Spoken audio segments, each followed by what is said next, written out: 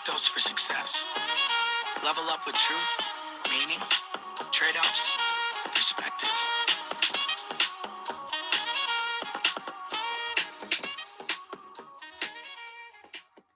All right, something different tonight, Matt. We've had our guests. Well, first we went over the pillars, then we had some guests, and we did a recap, our first anecdotal rewind, and now tonight we're doing our first book review.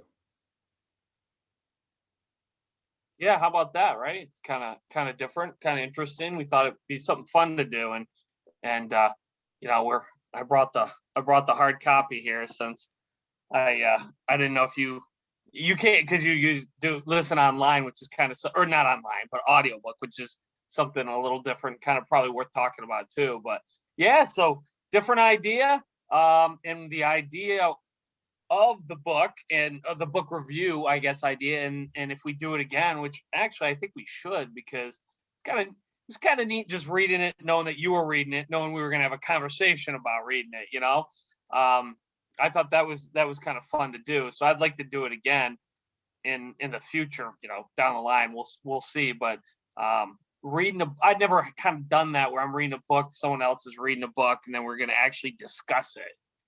I've heard about it in the movies, and I know you teachers probably make me do that, but I hadn't been down that road. So I had a good time with it. What about you? Yeah, and I guarantee when you had a book report due in school, you didn't read it. So I wasn't. What were those things called? The cheap books you got? Cliff Notes. Cliff Notes. Thank you. That was I couldn't think of it. Yeah, that was for like Shakespeare and stuff. Yeah, I wasn't reading then for any benefit other than what grade could I get, right? It's like a lot of things in life, I didn't get really good grades until I decided what I wanted to do, and then things started to become much more clear to me. There's a book I read as a teacher. I forget off the top of my head who wrote it. It's called Read Aside. When you're talking a minute, I'll look it up and I'll spurt the author's name out. And it's basically the fact that schools kill the love of reading for kids, because they all start out loving it. And then they get to school and you're outlining every word, you're putting sticky notes on every page, you're having quizzes. You find something that interests you, even if it's a comic book, and you just sit down and let the flow go. And that's what we do now. Yeah, interesting. Yeah, because that's right. That's what we do now. Now, you're out of a situation where you're not forced to read it and then do something about it necessarily. Now the enjoyment shows up again, and all of a sudden you can't stop reading because you get so much enjoyment out of it. And I guess that's a challenge there from an educational standpoint. I wouldn't know how to fix that problem in the world of education, because now I'm sure kids are going to say, well, now I'm not going to read. Those are giant problems, and I'm not in that world, let alone smart enough to figure it out. But it is what happens. It definitely, for me, it was what happened to me. That's for sure. Right. Well, and again, you get the foundations and the pillars, and then the love of reading. It was Kelly Gallagher. He was an English teacher. So, something for people to think about. So let's get started on Greenlights, and tell them who. I'll let you start, because you're the one that tipped me onto this read. I did. I tipped you onto this one, and the fun part is you and I have been tipping each other off to reads for a while, which is kind of cool. I got to back up real quick. That just reminded me of a guy I know who quite honestly I like a lot, but I won't say his name because I'm going to criticize him here. And he. When the Dr. Seuss books was getting banned, a couple months ago, they're getting banned. And I frankly, I didn't even get too much into it. I don't know too much about it. This isn't a political rant, I promise. But he'd posted something in a social media of some sort, saying, all these people are upset about a book they've never heard of. Why would you care if a book's getting banned that you've never heard of? And I thought, boy, that's one of the stupidest statements I've ever heard in my life. 98% or more of the books probably I've ever read, I'd never heard of until someone turned me on to it. Whether it was, the Greenlights book, what we're going to talk about now, or the ones you've turned me on to books, and Cam. We talked to Cam. I think everyone we've talked to, books have come up, and that's very common in my day-to-day life. So my thought, my response that I didn't send, but I came to mind was, if I only read the books I'd heard of, I'd have read like 3 books in my life. It doesn't make sense. It's a books you don't know about that I want to know about, that someone says, hey, what an interesting read. What, and opens your mind. I just thought it was a pretty, and the guy's a smart guy and I like him a lot. And I'm sure he was looking at it a different way, but to the point, I learn about so many good books from whether it's you or other people, and that happens to be no different with Greenlights by Matthew McConaughey, the well-known actor.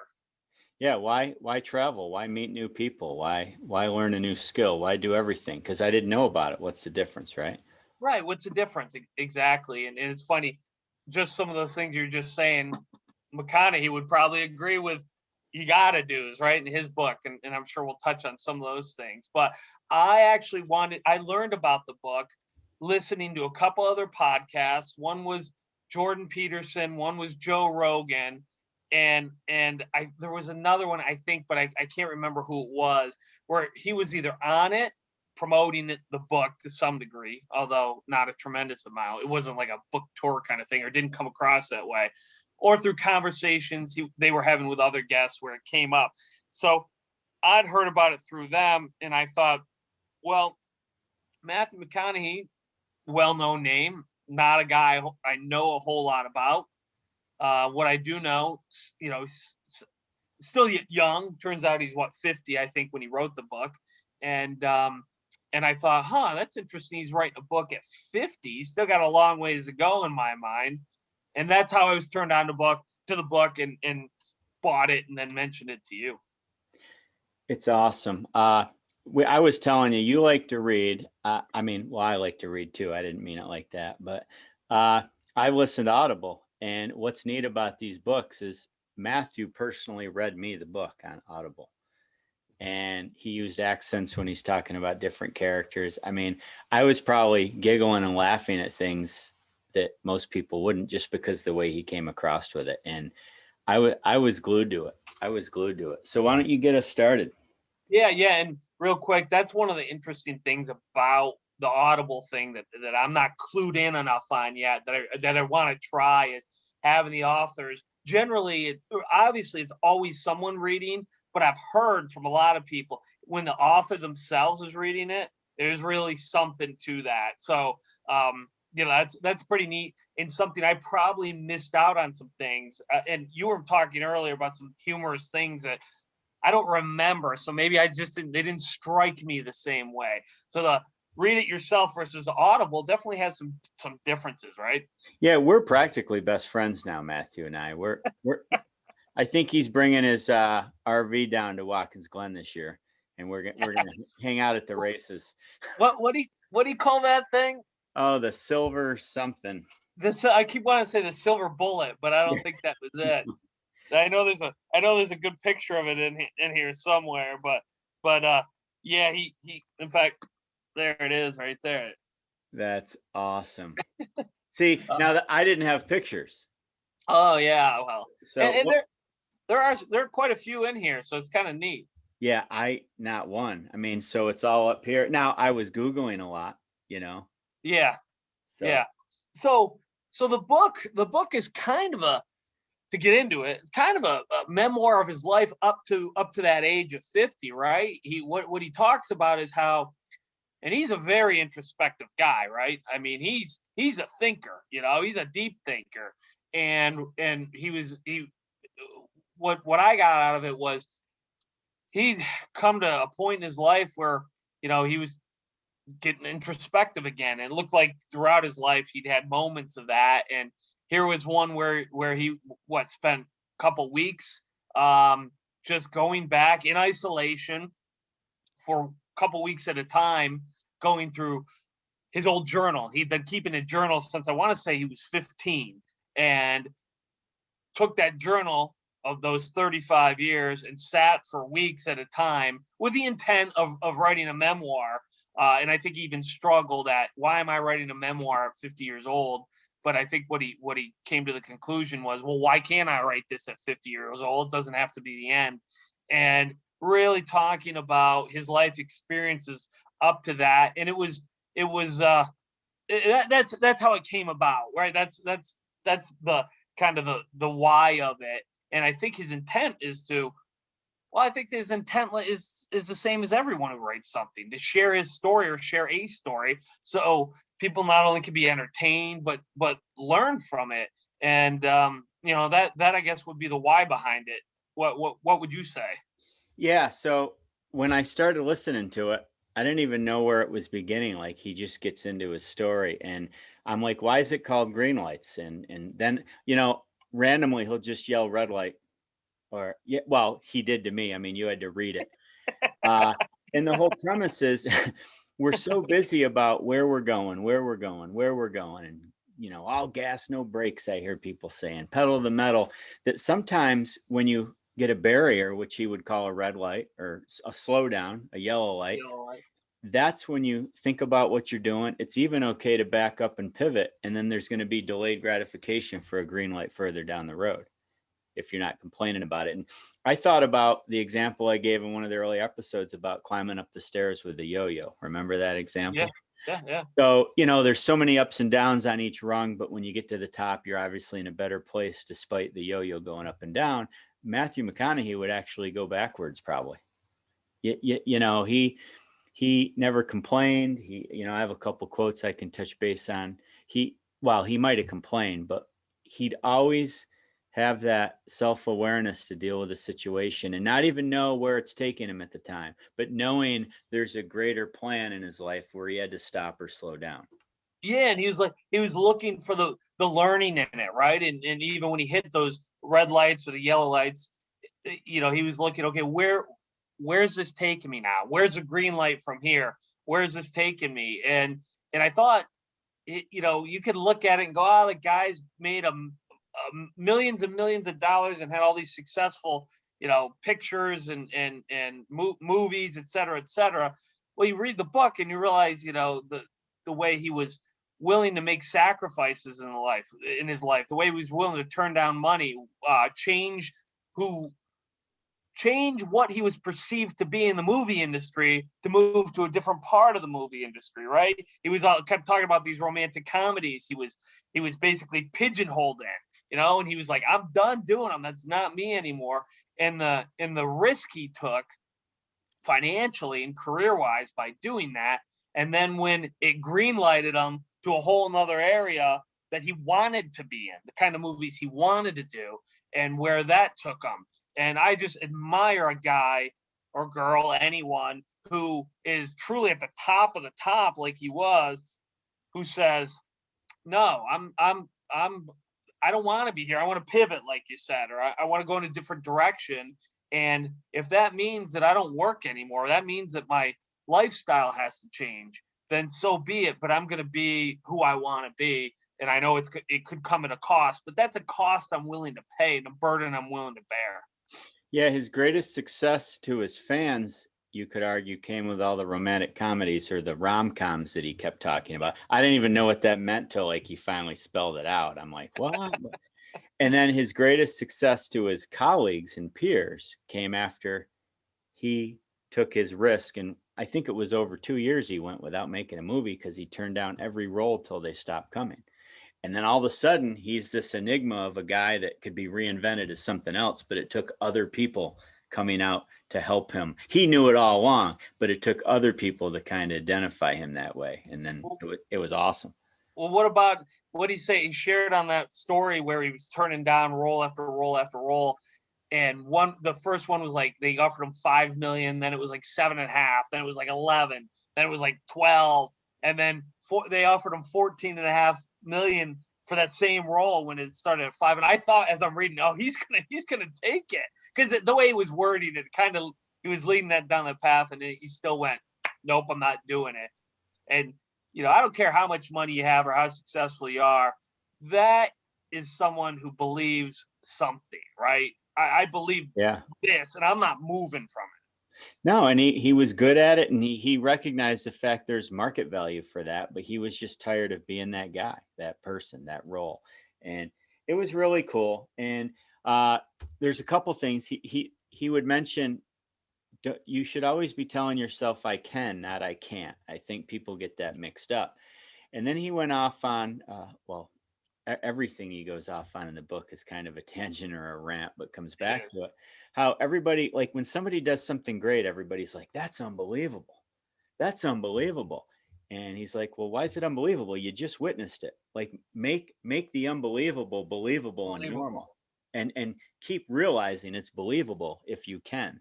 And his mindset, I mean, I like to say I think that way. I don't think to the level maybe someday where I sacrifice what he did to get to where he wants to go. And you, all money and assets set aside, he's making a sacrifice because it was something so different than the way he was used to living. So fame or fortune or what you do in life has nothing to do with how you want to pivot.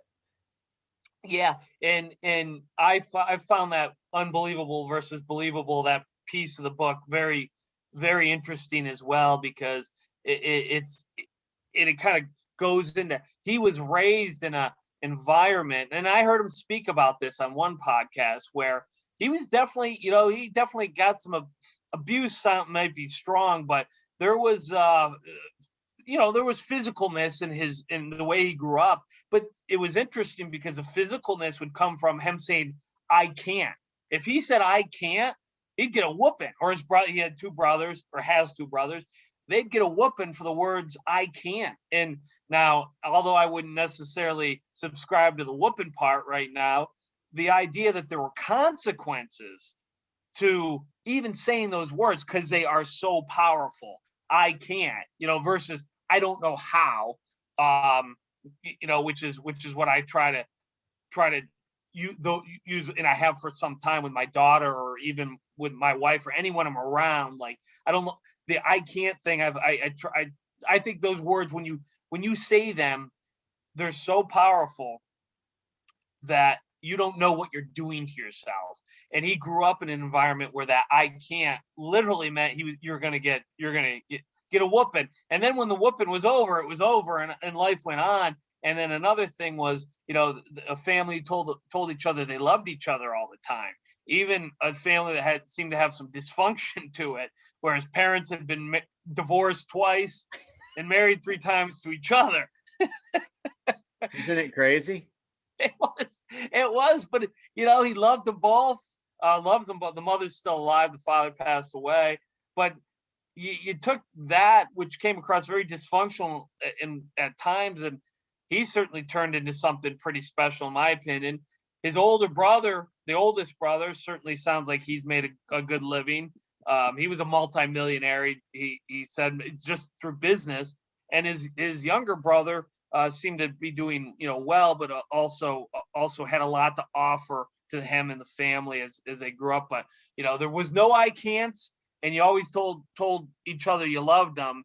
And just those two things, if you put those in your life, you don't say I can't, and you tell your family and the people you care about you love them. You don't expect them to know it. You actually tell them it. Those are powerful things in this book. You could argue the best asset of all this is how brutally honest the whole family was with each other. Period. He told one little example when he lied to his father, but that was part of his whole process, but so much so he was going to law school and decided to change into film, right? And he mustered up the courage to tell his dad, and his dad's just basically, I'm paraphrasing a little bit, if you're going to do it, go all in with it. And that was one of his quotes. It's part of a longer quote. I just took the shorter version. We're made for every moment we encounter. And I don't, if anybody reads this book, Greenlights, there's nothing Matthew McConaughey doesn't do that isn't all in. I mean, from a dream he has to living out that stuff, to just wandering around the country, to deciding to change his careers. I mean, to building his 13-story treehouse when he was a kid. He was made for every moment. I love that. I'm glad you brought it up, because I'd forgotten about that. And that's powerful too. It makes you responsible, right? If you're made for every moment, then I'm responsible for this outcome. And it might not go the way I want it to, because God knows they don't always for any of us. And Matthew McConaughey either. He'd be the first one to tell you. But you know what? I'm responsible for how what happens here, and how we emerge from this. And that's kind of how he talks and how he lives his life. And like you said, this isn't a guy who's just buttoned up Hollywood, sitting in his Beverly Hills condo, living the glamorous life. I mean, like you said, he traveled all over the world in his I want to say RV, but he was towing it. And darn it, I wish I could think of the name of it. And then going to Africa and going to South America and living in ways and doing things that frankly would scare the living crap out of me, some of the things he did, and all with the idea of there's something bigger. I got to find myself. I'm no better than anyone. And you can't read that book and not, it's not that I wasn't a fan. I just didn't give him a lot of thought. Now I'm a fan. I had no idea. I mean, you talk about somebody that lives by truth, meaning trade-offs, and perspective. He doesn't even know where a journey's taken him sometimes. He just feels the need to answer the question or the calling or find out the answer. And that's part of the green lights and the red lights and the yellow lights, because he may not even know at the time, but it green lights him to something greater later. Yeah, exactly. And you could see the 4 pillars in the whole book. And one of the things that just kept coming up to me too, and I have written down here, was courage. He's just a courageous guy who he knows his truth. He knows who he is. And that came across in the book. This is who I am. Like when we were talking about him getting out of the rom-com things, this is my belief. This is who I am. I'm not kowtowing from this. I'm not betraying myself. This is the truth. Like it or not, this is who I am, and being willing to live that way without compromise. And you could say, well, easy for him. He's got all this money and he's got all this, he's got this cushion, if you will. I'm not sure that would matter one iota, and I don't think it mattered. I mean, what about early on when they take the trip to Europe and they ride the motorcycles? He didn't have anything then, and I just see a guy who knew early on who he was and wasn't afraid to be that, and I admire the heck out of him. Yeah, he searches for what he wants to search for, and he does it through building honest relationships with people. I mean, according to the book, I haven't followed him around for 50 years. But that was built on an awesome foundation as a family, not a perfect foundation. I said an awesome foundation, where his other quote I like is, he says, knowing the truth, seeing the truth, and telling the truth are all different experiences. Yeah, And so, yeah, we talk about truth, but he knows there's gray area to all this, and sometimes knowing what you're doing and seeing and telling. I mean, he lived it there. I mean, the one time he gets dropped off 13 miles from basically a monastery because he needs to go, slow down and reinvent himself, and walks there. Blows my mind. Yeah, and the travels. No, it is interesting too. The travels. He's traveling all over the country, and he's flying in execs to meet him in Denver or wherever, and then he's just driving all over. So he sit with them for 4 or 5 hours and drive with them, and they talk about the movie or whatever they were trying to work on, or he was interviewing, and some of them it sounded like. And then he'd be 4 hours later, he'd be in I don't know, Wyoming or whatever, and he'd drop him off at an airport there, and they'd fly back to LA, and he'd keep going. He didn't change what he wanted to do. He actually, once he was discovering family life, he got rid of several businesses because he wanted to focus just on less instead of more. Most people don't do that. They have all this conflict because they feel like they can't give up what they've done. He really has no problem with that because he's looking forward to newer experiences. Yeah, that was amazing, wasn't it? He had these what appeared to be successful other businesses, basically in the industry, and music and production. I think there were 2 of them, one music, one production. Yep. And then he's grown his family, and he goes, oh, these businesses, they're just over. I'm done. He just shut them down. It sounded like with a phone call. I'm sure it took a lot of deep thought and some conversations and such, but shut them right down because he knew there are trade-offs in life. And as he put it, instead of getting my 3 priorities, whatever they were, getting A's in all 3, I was getting B's and C's in all 6 of the things I was doing, and getting B's and C's in family for him wasn't good enough, right? Right. I got to get A's. And the only way I'm getting A's is if I get rid of these other things, so I can get that B in my family life, let's say, up to an A. And I love the idea. I love that he recognized that and discussed that, because we just talk about it constantly. There are trade-offs everywhere, and you just can't do everything. One of my favorite quotes is, you can have anything you want in this life, but you can't have everything. So if you want to be this amazing lawyer, I'm sure you can be this amazing lawyer, but maybe you can't be an amazing lawyer and a great husband or wife and a great parent and a great, softball coach. And I mean, you got to pick at a certain point. You got to make choices in your life. And that was a great example of that being forced on us. Yeah, I think it's safe to say he's a lot like Craig Southard that we interviewed, or vice versa maybe, but yeah, no one's striving to be Matthew McConaughey. He's not striving to be a perfectionist by any means. He's striving to be an expansionist in the form of experience, not necessarily money or how society thinks you should do things. Because like we said, he consolidated some things, but he's trying to just expand this life experience and find some constant meaning and why. And I can't wait for him to write his next one when he's 100. Yeah, exactly. Me either. But here's a guy who's still chasing that meaning, that why, at 50 years old. When you're looking, this is what's shocking to me. The number of people I know who think at 50 that they've kind of done it and they're winding down. You know what I mean? I got 8 years until I can retire, and then I'm then I don't have to work anymore. Then life, my life will be good. And here's Matthew McConaughey at 50, who's got more money than I'll ever have, and has all this fame and all these things, and he's still going, chase my meaning. It's not always going to be the same, right?